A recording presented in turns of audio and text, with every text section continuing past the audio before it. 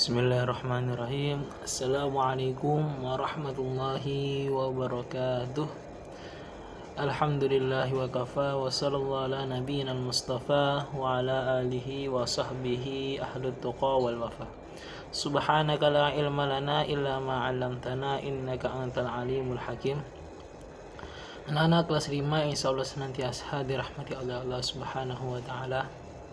Pada hari ini kita akan belajar Al-Quran hadis ya. Pada hari ini kita akan belajar Al-Quran hadis bab 10 bersikap ihsan ya. Dan juga Ustaz doakan juga untuk kalian semua anak-anak kelas 5 yang saat ini sedang mengikuti NBK, semoga semuanya sukses, semuanya dimudahkan dan mendapatkan hasil yang terbaik insya Allah. Di pelajaran 10 kali ini kita akan belajar bersikap ihsan. Apa itu ihsan?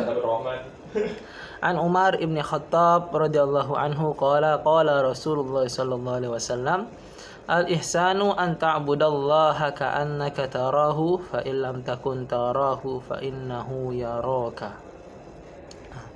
Di sini jelaskan ya, ini sebenarnya kalau dalam hadis arba'in ya, ini merupakan potongan dari hadis tentang iman, Islam, ihsan dan tanda-tanda hari kiamat. Nah, itu satu paket, satu hadis ya. Hanya saja di sini dibuat per bab ya. Di sini Rasul sallallahu alaihi wasallam menjelaskan ihsan itu engkau beribadah kepada Allah seolah-olah engkau melihatnya. Tetapi jika engkau tidak dapat melihatnya, maka sungguh dia pasti melihat engkau. Itu makna ihsan.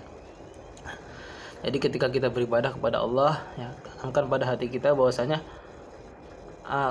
Allah ini pasti sedang melihat kita. Ya. Anta budallaha ka'annaka tarahu. Dan engkau yakin bahwasanya seolah-olah engkau melihat Allah. Sehingga dari ihsan ini ketika kita beribadah akan menghasilkan khusyuk ya, khusyuk dalam beribadah ya. Qad aflahal mu'minun, sungguh kemenangan bagi orang-orang mukmin, alladzina hum fi salatihim khashi'un, yang mana mereka dalam salatnya khusyuk, fokus ya, fokus ya. Pikirannya tidak kemana-mana, fokus beribadah pada Allah. Hadis di sini juga menerangkan bahwasannya bagaimana sikap yang benar di dalam beribadah kepada Allah, yaitu dengan sikap seolah-olah dengan melihat dan berhadapan dengan Allah. Jadi ketika kita beribadah kepada Allah ya, kita seakan-akan kita melihat Allah ya, seolah-olah. Tapi seandainya kita tidak bisa, maka kita harus yakin bahwasanya Allah melihat kita. Begitu juga ketika kita ada pikiran ingin melakukan suatu hal yang dimurkai Allah, bermaksiat ya. Maka kita juga menghadirkan dalam hati bahwasanya kita semua di sini ya, kita semua di muka bumi ini ya dalam pengawasan Allah. Ya. Ibrahim bin Adham mengatakan bahwasanya idza aratta an ta'siyallaha, jika apabila engkau ingin bermaksiat pada Allah, an takhtafi fi makanin ya, la yaraqallahu fi, maka kamu bersembunyi di tempat yang mana Allah enggak bisa lihat. Sekarang di muka bumi ini di mana tempat yang Allah enggak bisa lihat? Semuanya Allah lihat. Bahkan dijelaskan dalam Al-Qur'an ya, ma tasqutu min waraqatin illa ya'lamuha. Seekor daun ya, daun yang jatuh di pepohonan ya, di pelosok di mana Allah tahu. Wala habbatin fi dzulumatil ardi wala ratbi wala yabisin illa fi kitabim mubin. Dan semua itu ya sudah ditulis sama Allah di mana? Fi kitabim mubin, di lauh mahfuz. Jadi kembali lagi kepada ihsan, bahwasanya berarti keyakinan atau perilaku untuk senantiasa merasa dekat dan diawasi oleh Allah.